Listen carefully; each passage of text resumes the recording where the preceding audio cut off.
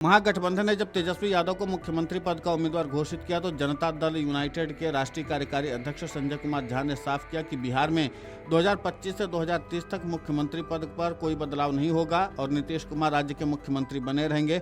उन्होंने कहा कि चुनाव बिहार की जनता के लिए विकास और स्थिरता के एजेंडे पर आधारित है और एनडीए को भारी बहुमत के साथ जीतने का विश्वास है।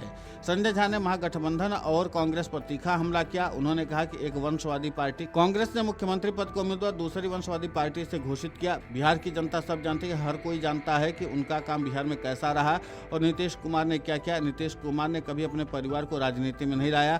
जनता ने उन्हें पूरी तरह नकार दिया है। इस पूरे मामले को लेकर के जनता दल यूनाइटेड के राष्ट्रीय कार्यकारी अध्यक्ष संजय कुमार झा ने और क्या कुछ कहा है, आप खुद सुनिए उन्हीं की जुबानी। चेहरा है वो तेजस्वी यादव ही है, क्या कहेंगे? देखिए, मुख्यमंत्री पद का तो कोई वैकेंसी है नहीं और 25 से 30 नीतीश जी ही मुख्यमंत्री रहेंगे। और आप जानते हैं कि जिनको बनाया है वो रेलवे घोटाला में चार्जशीटेड है। डेली जाकर के कोर्ट में दिल्ली में अपीयर होना। जो लोग उनको घोषणा किए हैं कांग्रेस वाले, वो भी भ्रष्टाचार में डूबा हुआ परिवार है। तो एक परिवारवादी पार्टी कांग्रेस दूसरे परिवारवादी पार्टी को मुख्यमंत्री का प्रत्याशी घोषित कर दिया। अब बिहार की जनता सब बात समझती है। ये आपस में ही लोग गेम खेल रहे हैं। चार्जशीटेड अलग है, कोर्ट अलग जाना है। भ्रष्टाचार का आरोप कोर्ट ने एडमिट किया और ये हम लोग नहीं कह रहे, कोर्ट ने एडमिट किया है इनको। और इसके अलावा उनका ट्रैक रिकॉर्ड परिवार का सब जानता है कि कैसा बिहार में उनका काम रहा है और नीतीश कुमार जी ने क्या काम किया है। तो ये परिवारवादी, नीतीश कुमार जी तो कभी परिवार को लाए नहीं राजनीति में। तो इसलिए मुझे लगता है कि बिहार की जनता पूरी तरह से रिजेक्ट कर चुकी है उनको और उनके पार्टी को और उनके जो स्टाइल ऑफ पॉलिटिक्स है उसको। तो मुझे कहीं कुछ दिखता नहीं है। अंतिम मौका में महागठबंधन वैसे जमीन पे छितराया हुआ है, कुछ दिख रहा है महागठबंधन में। तो ये सब बोल करके थोड़ा अटेंशन लेना, इसके अलावा कुछ है नहीं। पहली बार देखा गया कि मुख्यमंत्री के चेहरा के साथ साथ उप मुख्यमंत्री के चेहरा को भी अनाउंसमेंट कर दिया। हम तो वही कह रहे हैं कि बिना चुनाव लड़े ये लोग पोर्टफोलियो बंटवारा कर रहे हैं। इनको बिहार के जनता से क्या लेना है? ये तो पोर्टफोलियो मंत्रिमंडल का बंटवारा शुरू कर दिया।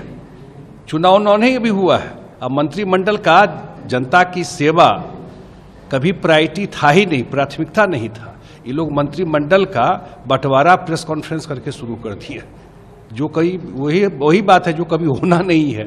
तो इसलिए मुझे नहीं दिखता है इस चुनाव में लैंडस्लाइड विक्ट्री है एनडीए का। और 2010 से भी जो हम लोग घूम रहे हैं, शायद ये पल्स दिल्ली में लोगों को नहीं समझ में आए, लेकिन जो घूम रहे हैं अप्रत्याशित सपोर्ट एनडीए को मिल रहा है, मुख्यमंत्री जी को मिल रहा है। वहीं उन्होंने आगे कहा कि बिहार के लोग विकास, कानून व्यवस्था और सामाजिक समरसता को महत्व देते हैं। उन्होंने महागठबंधन पर आरोप लगाया कि यह सिर्फ वंशवाद और व्यक्तिगत राजनीति पर केंद्रित रहा। उन्होंने महागठबंधन पर आरोप लगाया कि यह सिर्फ वंशवाद और व्यक्तिगत राजनीति पर ध्यान केंद्रित कर रहा है, जबकि एनडीए सरकार ने राज्य में विकास के लिए ठोस कदम उठाए हैं। संजय कुमार झा ने आगे कहा कि 2025 विधानसभा चुनाव बिहार के लिए निर्णायक होंगे और जनता विकास और स्थिरता के पक्ष में मतदान करेगी। उन्होंने तेजस्वी यादव और महागठबंधन की नीतियों पर सवाल उठाते कहा कि उनके घोषणा पत्र वादे जनता को केवल भ्रमित करने वाले हैं।